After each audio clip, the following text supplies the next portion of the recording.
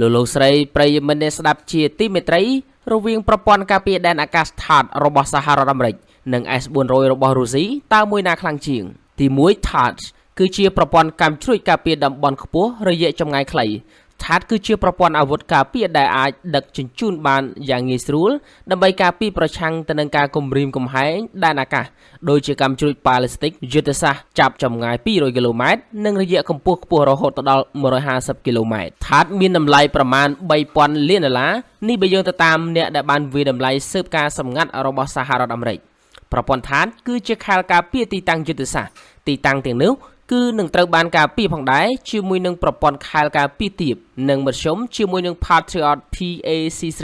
ដែលស្ទាក់ចាប់មីស៊ីលចូលដែលមានអានុភាពនៅរយៈពេលកម្ពស់ទាបពី20ទៅ100ដងប្រព័ន្ធ THAAD បានរក្សានៅអត្រាជោគជ័យ 100% ទៅលើការធ្វើតេស្តស្ទាក់ចាប់16លើកចុងក្រោយរបស់ខ្លួនចាប់តាំងពីការចាប់ផ្ដើមផលិតមកប្រព័ន្ធនេះបានប្រើឧបករណ៍បាញ់មីស៊ីលចម្ងាយដែលបង្កើនដោយរដ្ឋាភិបាលនៅក្នុងការប៉ុនប៉ងទៅលើការការពារដែនអាកាសរបស់ខ្លួននៅក្នុងខែសីហាឆ្នាំ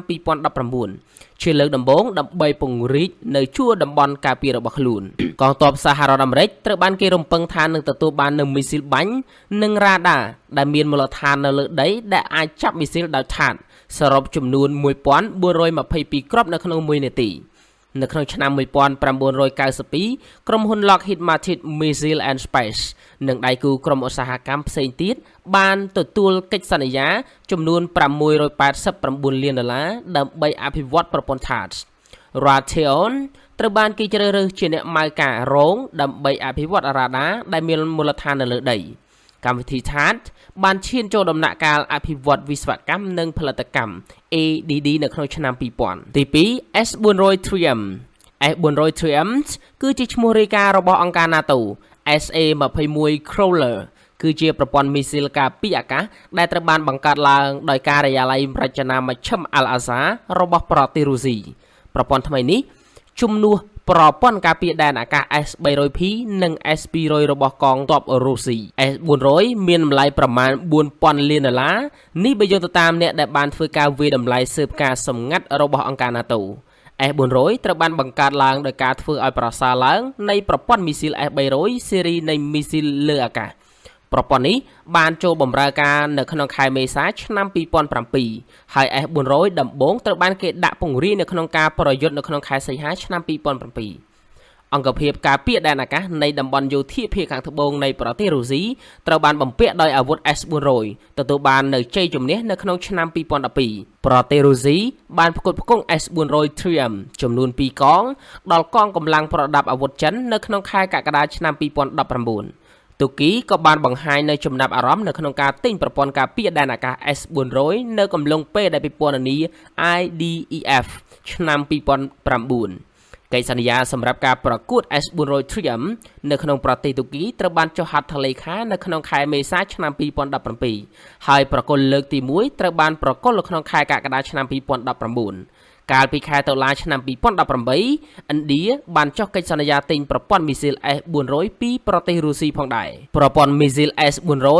ប្រើមីស៊ីលប្រភេទថ្មីចំនួន4បន្ថែមទៅលើកាំជ្រួចមីស៊ីលរបស់ប្រព័ន្ធ S300 PMU មីស៊ីលនេះអាចបំផ្លាញគោលដៅហោះហើរនៅក្នុងចម្ងាយ250គីឡូម៉ែត្រមីស៊ីល 40N6 របស់ S400 អាចបាញ់បានចម្ងាយ400គីឡូម៉ែត្រនិងប្រើការបញ្ជូនរ៉ាដាកម្មវិធីដើម្បីស្ទាក់ចាប់គោលដៅចម្ងាយឆ្ងាយវាអាចត្រូវបានដាក់ឲ្យដំណើរការប្រឆាំងទៅនឹងម៉ាស៊ីនខ្នាតធំ SB និងគោលដៅដែលនៅខ្ពស់ផ្សេងទៀត S400 Triumph ក៏បាញ់មីស៊ីលរយៈចម្ងាយឆ្ងាយនិងមធ្យមផងដែរត្រូវបានគេរចនាឡើងសម្រាប់ផលប៉ះពាល់ដោយផ្ទាល់ជាមួយនឹងមីស៊ីលវាអាចវាយប្រហារចំគោលដៅដែលមានចលនាលឿនដូចជាយន្តហោះប្រយុទ្ធដែលមានប្រូបាខ្ពស់ចម្ងាយអតិបរមានៃមីស៊ីលចាប់បាន120គីឡូម៉ែត្រពីដីឯណោះលោកស្រីប្រិយមិត្តអ្នកស្ដាប់ជាទីមេត្រីទំនាក់ទំនងកាន់តែតានតឹងរវាងចិននិងហ្វីលីពីនអឺរ៉ុបនិងជប៉ុនស្វែងរកនៅទូនាទីធំជាងគេនៅក្នុងតំបន់បន្ទាប់ពីមានការផ្ទុះឡើងនៅក្នុងខែមេសានៅក្នុងភាពតានតឹងរវាងចិននិងហ្វីលីពីនទៅលើការប្រមូលផ្ដុំរបស់កងជីវពលសមុទ្រចិននៅឯថ្មប្រប៉ះទឹក Vinson ប្រធានាធិបតីហ្វីលីពីនលោក Rodrigo Duterte បានប៉ុនប៉ងកាត់បន្ថយនូវភាពតានតឹងជាមួយនឹងប្រទេសចិនខណៈដែលហ្វីលីពីនទទូចថានឹងមិនធ្វើសម្បទានទៅលើអធិបតេយ្យភាពរបស់ខ្លួននោះទេ Philippines បានជំពាក់ប្រទេសចិននៅបំណុលដែលជាការដឹងគុណចំពោះការចាក់វ៉ាក់សាំងការពារមេរោគ COVID-19 ដោយឥតគិតថ្លៃដែលប្រទេសចិនបានផ្ដល់ទៅឲ្យហ្វីលីពីននិងបានកំណត់នៅប្រទេសចិនថាជាសម្ព័ន្ធមិត្តល្អរបស់ខ្លួនម្នាក់បើទោះបីជាមានសម្លេងផ្សះផ្សាជាច្រើនយ៉ាងនេះក៏ដោយក៏ភាពតានតឹងរវាងហ្វីលីពីននិងចិននៅតែបន្តកើនឡើងរហូតដល់ខែឧសភាប្រទេសហ្វីលីពីនបានចាប់ផ្ដើមធ្វើសម្ពយុទ្ធឆ្មាំសមុទ្រជាបន្តបន្ទាប់នៅក្នុងតំបន់សេដ្ឋកិច្ចផ្ដាច់មុខចម្ងាយ200ម៉ាយនៅក្នុងសមុទ្រចិនខាងត្បូងបើទោះបីជាមានការប្រមានពីក្រសួងការបរទេសចិនឲ្យគោរពនៅសិទ្ធិអធិបតេយ្យភាពប្រយោជន៍របស់ចិននិងបញ្ឈប់នៅសកម្មភាពដែលធ្វើឲ្យស្មុគស្មាញដល់ស្ថានភាពនិងចំនួនកាន់តែកើនឡើងក៏ដោយជាការពិតណាស់ដោយដែលបានពិពណ៌នានៅក្នុងជួរឈរសង្គ្រាមជើងទឹកអនុសញ្ញាអង្គការសហប្រជាជាតិដែលស្ដីអំពីច្បាប់សមុទ្រឆ្នាំ2016 UN Clause បានច្រានចោលនៅការទាមទារខ្សែ9ចំណុចរបស់ប្រទេសចិនចំពោះអធិបតេយ្យភាពទៅលើសមុទ្រចិនខាងត្បូងទាំងមូលផ្ទុយទៅវិញសាលាក្តីបានសម្រេចថានៅក្នុងកម្រិតដែលចិនមានសិទ្ធិប្រវត្តិសាស្ត្រចំពោះធនធានដែលនៅដែនទឹកសមុទ្រចិនខាងត្បូងសិទ្ធិបែបនេះត្រូវបានពន្លត់ដល់កម្រិតដែលតំបន់ទាំងនោះមិនត្រូវគ្នានឹងតំបន់សេដ្ឋកិច្ចផ្ដាច់មុខដែលមានបែងចែកនៅក្នុងអនុសញ្ញា UN Clause លើពីនេះទៅទៀតនោះបើទោះបីជាមានការបែកខ្ញែកចេញអំពីតំបន់ Vincent Fref កាលពីខែមេសាក៏ដោយក៏ទូកចិនរាប់រយគ្រឿងនៅតែបន្តស្ថិតនៅក្នុងតំបន់ក្បែរសេដ្ឋកិច្ចអឺរ៉ុបរបស់ហ្វីលីពីននៅក្នុងអំឡុងខែឧសភាយោងទៅតាមការរាប់មួយចំនួននាវាជាង200នៅតែបន្តនៅក្នុងតំបន់នោះដែលមានទីតាំងនៅក្នុង Cherkess ថ្មប្រប្រាស់ទឹក Ganribef និងមួយចំនួនផ្សេងទៀតដែលនៅថ្មប្រប្រាស់ទឹក Vincentអ្នកសង្កេតការភិកច្រើនបានយល់ស្របថានាវាទាំងនេះទំនងជានាវាមីស៊ីលរបស់សមុទ្រចិនខាងត្បូងដោយដែលបានចាក់ចេញអំពី Vincent Reef កាលពីខែមុននាយកប្រតិបត្តិការក្រុមហ៊ុនចារកម្មភូមិសាស្ត្របាននិយាយថានាវាទាំងនោះមិនធ្វើចរាចរណ៍នោះទេដោយនាវានៅ Vincent Reef ដែរនៅពាក់កណ្ដាលខែឧសភានាវាចិនចំនួន287គ្រឿងនៅតែស្ថិតនៅក្នុងសមុទ្រចិនខាងត្បូងដែលភាគច្រើននៃនាវាទាំងនោះគឺស្ថិតនៅក្នុងឬក៏ក្បែរតំបន់សេដ្ឋកិច្ចអឺរ៉ុបរបស់ហ្វីលីពីននៅក្នុងសារលិខិត Twitter ដែលបានលុបចោលហើយរដ្ឋមន្ត្រីការបរទេសហ្វីលីពីនលោក Theodory Lindheis បានសម្ដែងនឹងការមិនសប្បាយចិត្តចំពោះប្រទេសចិននៅអកប្បកិរិយារបស់ចិននៅក្នុងសមុទ្រចិនខាងត្បូងមន្ត្រីក្រសួងការពារជាតិរបស់លោកប្រធានាធិបតីឌូតឺតេបានប្រាប់រដ្ឋមន្ត្រីរបស់ខ្លួនថាពួកគេត្រូវតែជៀសវាងអំពីការពិភាក្សាអំពីបញ្ហានេះរបស់នាវាចិននៅក្នុងតំបន់សេដ្ឋកិច្ចផ្ដាច់មុខ EEZ របស់ហ្វីលីពីនខណៈដែលបញ្ហានេះអាចកាត់បន្ថយនូវភាពតានតឹងនៅកម្រិតវោហារសាស្ត្រនិងការការពារសារចម្រុះរវាងលោកឌូតឺតេនិងរដ្ឋមន្ត្រីរបស់ក្រសួងការបរទេសហ្វីលីពីននៅតែធ្វើការតវ៉ាការទូតមួយផ្សេងទៀតប្រឆាំងទៅនឹងការហាមឃាត់បន្តនេសាទចិនបានដាក់ជាឯកតោភាគីទៅលើសមុទ្រចិនខាងត្បូងរួមទាំងតំបន់នានានៅក្នុងប្រទេសហ្វីលីពីនក្រៅពីការតវ៉ាការទូតហ្វីលីពីនបានចាប់ផ្ដើមរៀបចំដើម្បីបំលែងកោះសមុទ្រចិនខាងត្បូងទៅជាមជ្ឈមណ្ឌលយោធាចំពេលដែលមានភាពតានតឹងកើនឡើងជាមួយនឹងប្រទេសចិនដែលមានទីតាំងនៅកោះ T2 នឹងត្រូវបានប្រើប្រាស់ដើម្បីទ្រទ្រង់នឹងការល្បាតនៅក្នុងសមុទ្រចិនខាងត្បូងក៏ដូចជាការផ្ដល់នូវមូលដ្ឋានសម្រាប់បង្ហាញនូវគុណភាពខ្ពស់ម៉ាស៊ីនថតពេលយប់អាចចាប់តាមដាននឹងសកម្មភាពនៅជុំវិញកោះដែលហ្វីលីពីនទាមទារនៅក្នុងប៉ុន្មានឆ្នាំថ្មីៗនេះកោះ T2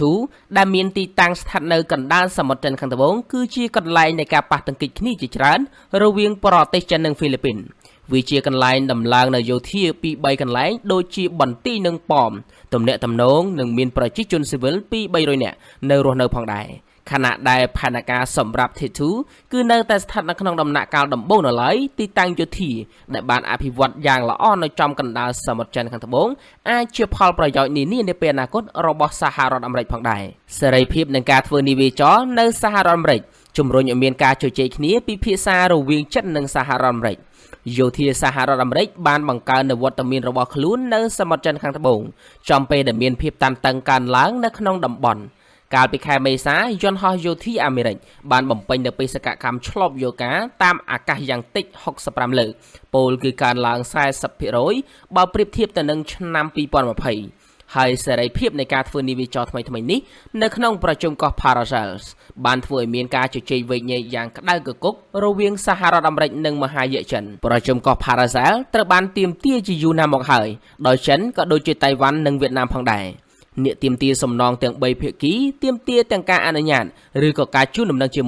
មុនពេលដែលនាវាចម្បាំងរបស់ប្រទេសអាចនឹងទទួលបានសិទ្ធិ នៅក្នុងការអនុម័តដោយគ្មានកំហុសគឺជាតម្រូវការដែលជាការរំលោភទៅលើអនុសញ្ញាសហរដ្ឋអាមេរិកដែលស្តីអំពីច្បាប់សមុទ្រកាលពីថ្ងៃទី20ឧសភានាវាពិឃាត Missile UAS Curtis Vipers ចំនួន54បានអះអាងសិទ្ធិនិងសេរីភាពនាវាចរនៅក្នុងតំបន់ប្រជុំកោះ Paracels វាជាកងនាវាចរទី3របស់កងនាវាចរនៅក្នុងសមុទ្រចិនខាងត្បូងនៅក្នុងឆ្នាំនេះនៅក្នុងសេចក្តីថ្លែងការណ៍មួយដែលមានរយៈពេលមិនធម្មតាមួយកងនាវាចរបានអះអាងថានាវាចម្បាំងបានលើកស្ទួយនឹងការប្រើប្រាស់សមុទ្រត្រឹមត្រូវដែលត្រូវបានទទួលស្គាល់ដោយច្បាប់អន្តរជាតិដោយការប្រឆាំងទៅនឹងការរឹតបន្តឹងខុសច្បាប់ទៅលើការឆ្លងកាត់ដោយគ្មានទោសពៃដោយចិនតៃវ៉ាន់និងវៀតណាមហើយបានជំទាស់នឹងការទាមទាររបស់ចិនចំពោះមូលដ្ឋានព័ទ្ធជុំវិញកោះ Paracels សហរដ្ឋអាមេរិកបានអះអាងម្ដងហើយម្ដងទៀតថាមាត្រា7នៃច្បាប់សមុទ្រនិងអនុសញ្ញារារាំងរដ្ឋនានាដូចជាប្រទេសចិនពីការគូសមូលដ្ឋាននៅជុំវិញក្រុមកោះដែលបានបែកខ្ញែកជាជំហរមួយដែលត្រូវបានបែងចែកនៅក្នុងសេចក្តីសម្រេចរបស់អាជ្ញាកណ្ដាលសមុទ្រចិនខាងត្បូងបញ្ជាការខាងត្បូងរបស់កងទ័ពរំដោះប្រជាជនបានចេញនៅសេចក្តីថ្លែងការណ៍មួយដោយប្រកាសថានាវា UAS Curtis Vipers បានចូលនៅក្នុងដែនទឹកចិនដោយខុសច្បាប់ដែលជាការឆ្លើយតបទៅនឹងការលុកលុយដ៏កក្លឿននេះកងកម្លាំងចិនបានកេណ្ឌប្រមូលនាវាចម្បាំងហើយដេញបុកនាវាអាមេរិករហូតចេញពីដែនសមុទ្រចិនកងទ័ពជើងទឹកសហរដ្ឋអាមេរិកបានបដិសេធយ៉ាងខ្លាំងចំពោះការចោទប្រកាន់នេះដោយបញ្ជាក់ថានាវា USS Curtis Vipers មិនត្រូវបានបណ្តេញចេញអំពីទឹកដីរបស់ប្រជាជាតិណាមួយនោះឡើយកាលពីថ្ងៃទី24ខែឧសភាកងទ័ពរំដោះប្រជាជនចិនបានរាយការណ៍ពីសមយុទ្ធបាញ់គ្រាប់ពិតនៅក្នុងសមុទ្រចិនខាងត្បូងយោងតាមសម្ដីរបស់បកកុម្មុយនីសចិន Gazette Global Times ការធ្វើសមយុទ្ធនេះរួមមានយន្តហោះចម្បាំងកងនាវាភាគខាងត្បូងនិងយន្តហោះចម្បាំងដែលបានហាត់សមនិងប្រកបដោយប្រសិទ្ធភាពសមយុទ្ធនេះរួមមានយន្តហោះទម្លាក់គ្រាប់បែក J-87 ដែលត្រូវបានប្រើជាញឹកញាប់នៅក្នុងសមយុទ្ធខាងលើនិងនៅច្រកសមុទ្រតៃវ៉ាន់បើទោះបីជាសមយុទ្ធនេះត្រូវបានប្រកាសភ្លាមៗបន្ទាប់ពីការធ្វើសេរីភាពនាវាចររបស់នាវា USS Curtis Vipers ហ្វនប់ក៏ដោយក៏ប្រព័ន្ធផ្សព្វផ្សាយរដ្ឋរបស់ចិនបានអះអាងថាសមយុទ្ធបាញ់គ្រាប់ពិតមិនមែនជាការឆ្លើយតបនោះទេនៅពេលដែលភាពតានតឹងរវាងចិនតៃវ៉ាន់នៅតែខ្ពស់នាយករដ្ឋមន្ត្រីជប៉ុនលោក Yoshihide Suga កំពុងតែព្យាយាមរក្សានៅសន្តិសុខដែនសមុទ្រតាមរយៈការទូតទ្វេភាគីយោធានៅថ្ងៃទី16ខែមេសាប្រទេសជប៉ុននិងសហរដ្ឋអាមេរិកបានចេញនូវសេចក្តីថ្លែងការណ៍រួមមួយដោយអំពាវនាវឲ្យមានសន្តិភាពនិងស្ថិរភាពឆ្លងកាត់ច្រកសមុទ្រតៃវ៉ាន់ថាជាការប្រកាសជាសាធារណៈដែលជំរុញឲ្យមានការឆ្លើយតបរបស់ចិនយ៉ាងកក្លឿននេះយោងទៅតាមកាសែត South China Morning Post បញ្ជាការភាគខាងកើតរបស់កងរំដោះប្រជាជនបានធ្វើសមយុទ្ធទម្លាក់គ្រាប់បែកទ្រង់ទ្រាយធំមួយដើម្បីឆ្លើយតបទៅនឹងសេចក្តីថ្លែងការណ៍អាមេរិកជប៉ុនសមយុទ្ធបាញ់គ្រាប់ពិតមានរយៈពេល9ម៉ោង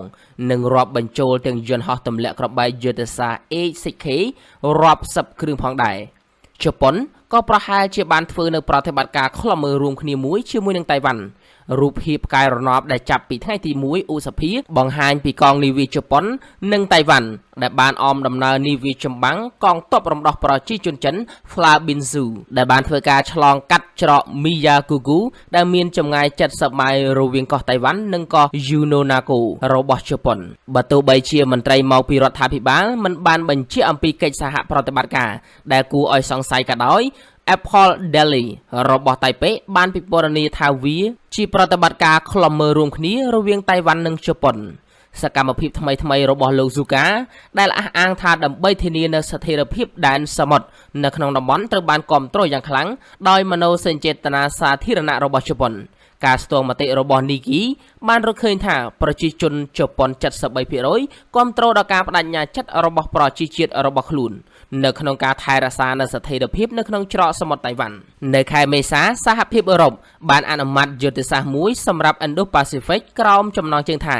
យុទ្ធសាស្ត្រសហភាពអឺរ៉ុបសម្រាប់កិច្ចសហប្រតិបត្តិការនៅ Indo-Pacific នៅក្នុងយុទ្ធសាស្ត្រថ្មីនេះសមាជិកនៃសហភាពអឺរ៉ុបទទួលស្គាល់សារៈសំខាន់នៃវត្តមានរបស់កងទ័ពជើងទឹកអឺរ៉ុបដ៏មានអត្ថន័យនៅ Indo-Pacific បើទោះបីជាមិនទាន់ច្បាស់ថាកងទ័ពអឺរ៉ុបប៉ុន្មានដែលមានសមត្ថភាពបញ្ជូននាវាចម្បាំងទៅកាន់តំបន់នេះសម្រាប់ការដាក់ពង្រាយសំខាន់នោះទេឧទាហរណ៍ប្រទេសអាល្លឺម៉ង់បានបដិញ្ញាចិត្តបញ្ជូននាវាចម្បាំងមួយគ្រឿងតាមរយៈសមុទ្រចិនខាងត្បូងនៅក្នុងខែសីហា ក៏ប៉ុន្តែយុទ្ធសាស្ត្ររបស់សហភាពអឺរ៉ុបនៅតែក្នុងពាក្យមួយនៃអត្ថបទនយោបាយមួយដែលឆ្លុះបញ្ចាំងអំពីផែនការយុទ្ធសាស្ត្រមួយចំនួនរបស់សហរដ្ឋអាមេរិកនៅក្នុង Indo-Pacific ជាពិសេសទៅលើការផ្គត់ផ្គង់ផ្លូវសមុទ្រដោយសេរីភាពនិងបើកចំហបន្ថែមលើឯកសារយុទ្ធសាស្ត្រថ្មីសហភាពអឺរ៉ុបបានប្រកាន់នៅជំហរដ៏រឹងមាំទៅលើសកម្មភាពរបស់ចិននៅសមុទ្រចិនខាងត្បូងនៅក្នុងសេចក្តីថ្លែងការណ៍មួយអ្នកនាំពាក្យសហភាពអឺរ៉ុបបានច្រានចោលជាពិសេសចំពោះរាល់សកម្មភាពឯកតោភាគីដែលបានបំផ្លាញនូវស្ថិរភាពនៅក្នុងតំបន់និងសណ្ដាប់ធ្នាប់ទៅលើវិធានការអន្តរជាតិដោយយោងទៅលើពានរង្វាន់អាជ្ញាកណ្ដាលដែលបានប្រគល់ជូននៅក្រោមអនុសញ្ញាអង្គការសហប្រជាជាតិដែលស្តីអំពីច្បាប់ UNCLOS នៅថ្ងៃទី12ខែកក្កដាឆ្នាំ2016ដែលប្រទេសចិនបដិសេធនឹងកត់សម្គាល់ថាថ្មីនេះវត្តមានរបស់ចិនធំនៅឯថ្មប្រប្រាស់ទឹក Vincennes បង្កនូវគ្រោះថ្នាក់ដល់សន្តិភាពនិងស្ថិរភាពនៅក្នុងតំបន់នៅក្នុងពេលដំណើរគ្នានេះដែរបេសកកម្មចិនប្រចាំនៅសហភាពអឺរ៉ុបបានច្រានចោលនៅជំហររបស់សហភាពអឺរ៉ុបនិងបានបញ្ជាក់ជាថ្មីថាទស្សនៈរបស់អាជ្ញាកណ្ដាលរបស់អនុសញ្ញាអង្គការសហប្រជាជាតិដែលស្ដីអំពីច្បាប់សមុទ្រ UNCLOS ឆ្នាំ2016នៅពេលកងនាវាចរសហភាពអឺរ៉ុបប្រហែលជាមិនអាចរក្សានូវវត្តមានសំខាន់នៅក្នុង Indo-Pacific ក្រុមអ្នកធ្វើនាវាចរធំបំផុតរបស់ចក្រភពអង់គ្លេសចាប់តាំងពីសង្គ្រាម Falkland បានចេញដំណើរនៅថ្ងៃទី22ខែឧសភាតាមផ្លូវទៅកាន់ Indo-Pacific សម្រាប់ការធ្វើដំណើរដែលរួមមានផែនការឆ្លងកាត់នៅសមុទ្រចិនខាងត្បូងយោងទៅតាមរដ្ឋមន្ត្រីក្រសួងការពារជាតិចក្រភពអង់គ្លេសលោក Ben Basis បានឲ្យដឹងថានាវានេះរួមមានគ្រឿងអលង្ការមកុដថ្មីរបស់ខ្លួននាវាដឹកយន្តហោះ HMS Queen Elizabeth ជាមួយនឹងមិត្តភ័ក្តិរបស់យើងដើម្បីការពារតម្លៃរួមរបស់យើងនិងគោរពទៅតាមបទបញ្ជាអន្តរជាតិដែលផ្អែកទៅលើច្បាប់ដែលជាផ្នែកមួយនៃការដាក់ពង្រាយក្រុមធ្វើសង្គ្រាមរបស់ក្រុមហ៊ុនដឹកជញ្ជូននិងធ្វើទស្សនកិច្ចនៅជាង40ប្រទេសរួមមានឥណ្ឌាជប៉ុនកូរ៉េនិងសិង្ហបុរីអ្នកអធិប្បាយខ្លះបានកត់សម្គាល់ថាក្រុមអ្នកធ្វើកតកម្មនេះបង្កើតបានជាកម្លាំងកងទ័ពជើងទឹកអង់គ្លេសទាំងមូលដែលចាត់ទុកការដាក់ពង្រាយនេះជាការទូតមិនមែនជាយុទ្ធសាស្ត្រយោធានោះទេបើទោះបីជាយ៉ាងណាវាបង្ហាញពីការវិនិយោគដ៏ធំសម្បើមនៅ Indo-Pacific ដោយមហាអំណាចអឺរ៉ុបហើយវាឆ្លុះបញ្ចាំងអំពីការយកចិត្តទុកដាក់កាន់តែខ្លាំងឡើងរបស់សហភាពអឺរ៉ុបលោកស្រីប្រិយមិត្តអ្នកស្ដាប់ជាទីមេត្រីហេតុអ្វីបានជាយន្តហោះទម្លាក់គ្រាប់បែក B2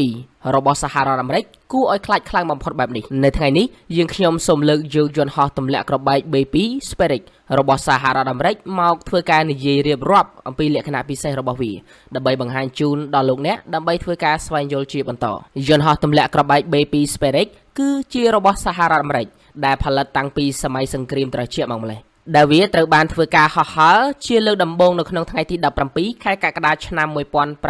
1989និងត្រូវបានចូលប្រឡូកនៅក្នុងសង្គ្រាមជាច្រើនរាប់មិនអស់ផងដែរនិងនៅក្នុងប្រវត្តិសាស្ត្រសង្គ្រាមរបស់វាគឺមិនដែលត្រូវបានគេបាញ់ទម្លាក់នោះឡើយដោយយន្តហោះប្រភេទនេះគឺវាមានទម្ងន់ទទេគឺ71700គីឡូក្រាមនិងនៅពេលដែលវាផ្ទុកសភាវុធរួចវាមានទម្ងន់ចាប់ពី152,200គីឡូក្រាមរហូតដល់175,600គីឡូក្រាមឯណោះ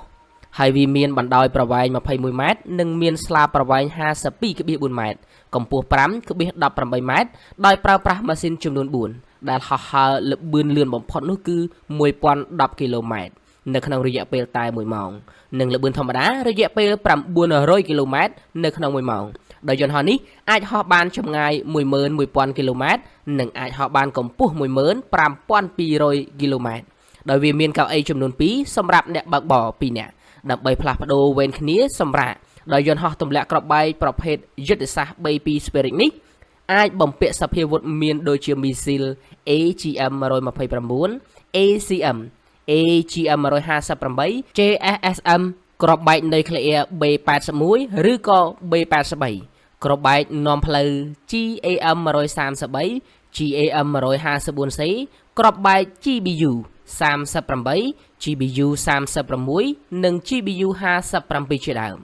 ចំណែកឯការបំពាក់បច្ចេកវិទ្យាចំពោះ B2 Spirit នេះគឺវាមានភាពស្មុគស្មាញណាស់ក៏ប៉ុន្តែបើទោះបីជាយ៉ាងនេះក្តីយើងខ្ញុំនឹងព្យាយាមបកស្រាយទៅតាមអ្វីដែលយើងខ្ញុំបានស្រាវជ្រាវរកឃើញដោយយន្តហោះនេះបំពាក់រ៉ាដាប្រភេទ ANAPQ 181ដែលវាអាចចាប់សញ្ញានិងតាមដានគោលដៅបានច្រើនកន្លែងប្រព័ន្ធទទួលសញ្ញាព្រមានពីមីស៊ីលដែលសត្រូវវាប្រហារមករកវាប្រព័ន្ធសម្រាប់ប្រឆាំងនឹងអេឡិចត្រូនិក ប្រព័ន្ធកំណត់ទិសដៅនៃការបាញ់មីស៊ីលឬក៏ទម្លាក់គ្រាប់បែកដែលមានផែនទីបង្ហាញគោលដៅបានយ៉ាងច្បាស់លាស់ធ្វើឲ្យ B2 នេះទម្លាក់គ្រាប់បែកមិនដែលខុសគោលដៅនោះឡើយប្រព័ន្ធទំនាក់ទំនងផ្កាយរណបនិងនៅមានប្រព័ន្ធផ្សេងជាច្រើនទៀតចំពោះឯសមត្ថភាពបំបាំងកាយរបស់វាវិញដោយលោកអ្នកទាំងអស់គ្នាបានដឹងស្រាប់មកហើយថារាល់យន្តហោះចម្បាំងបំបាំងកាយទាំងអស់គឺត្រូវតែមានលក្ខណៈយ៉ាងតិចណាស់គឺ7គឺយន្តហោះបំពាក់ទៅដោយប្រព័ន្ធកាត់បន្ថយពីប្រព័ន្ធរ៉ាដារបស់សត្រូវនិងប្រព័ន្ធស្វែងរកផ្សេងការលាបថ្នាំគូតពិសេសនិងរៀងរើតួខ្លួនយន្តហោះនេះមានផ្ទៃរលោងរាបស្មើនិងមិនមានស្នាមធ្នេរច្រើននោះទេនិងផ្សំទៅដោយលោហៈធាតុជាពិសេសផងដែរនិងប្រព័ន្ធជំនួយជាច្រើនទៀតដើម្បីកាត់បន្ថយនៅកម្ដៅនិងផ្សែងដែលត្រង់នេះគឺវាមានលក្ខណៈពិសេសដែលធ្វើឲ្យប្រព័ន្ធរ៉ាដារបស់សត្រូវមិនអាចចាប់សញ្ញាបានហើយកន្លែងផ្ទុកសភាវុធក៏អញ្ចឹងដែរគឺត្រូវបានលាក់ជិតនៅក្នុងឃ្លុបពេលដែលទម្លាក់គ្រាប់បែកឬក៏ពេលដែលបាញ់មីស៊ីលហើយវាត្រូវបានបិទវិញយ៉ាងឆាប់រហ័សបំផុតដើម្បីកុំឲ្យរ៉ាដារបស់សត្រូវតាមដានវាបានយន្តហោះទម្លាក់គ្រាប់បែក B2 នេះអាចហោះហើរជាប់រហូតដោយមិនចាប់បាច់ចុះចតដោយអាចហោះបានយូរបំផុតរហូតទៅដល់រយៈពេល44ម៉ោងដោយជាការហោះហើរចាក់ចែងពីរដ្ឋ Mifli សហរដ្ឋអាមេរិកទៅកាន់អាហ្វហ្គានីស្ថានជាដើមនៅកំឡុងប្រតិបត្តិការ Enduring Freedom កាលពីឆ្នាំ2001ភារវកម្ម9កញ្ញានៅសហរដ្ឋអាមេរិកក៏ប៉ុន្តែឯកសារខ្លះបាននិយាយថាយន្តហោះនេះគឺអាចហោះហើរដោយមិនចាំបាច់ចុះចតបានត្រឹមតែ36ម៉ោងតែប៉ុណ្ណោះនិងនៅក្នុងប្រវត្តិសាស្ត្រសង្គ្រាមរបស់ B2 Spirit នេះគឺមិនដែលត្រូវបានគេបាញ់ធ្លាក់សោះឡើយហើយបើត្រឹមតែប្រព័ន្ធការពារដែនអាកាស S300 គឺមិនអាចធ្វើអ្វី B2 នេះបានឡើយនេះយើងនិយាយត្រឹមតែ S300 តែប៉ុណ្ណោះសម្រាប់ S400 ឬក៏ S500 វិញគឺគ្មានអ្នកណាម្នាក់ដឹងនោះទេហើយក៏ជាសំណួរដ៏ពិបាកឆ្លើយផងដែរគឺយើងទាំងអស់គ្នាមានតែត្រូវរងចាំមើលសិនតែលោកស្រីប្រិយមិត្តអ្នកស្ដាប់ជាទីមេត្រីរុស្ស៊ីខ្លាចនាវាផ្ទុកយន្តហោះចិនខ្លាចដ្រូនកូរ៉េខាងជើងខ្លាចយន្តហោះ F-35 ការធ្វើសមយុទ្ធដុំកម្លាំងក្រុមនាវាផ្ទុកយន្តហោះ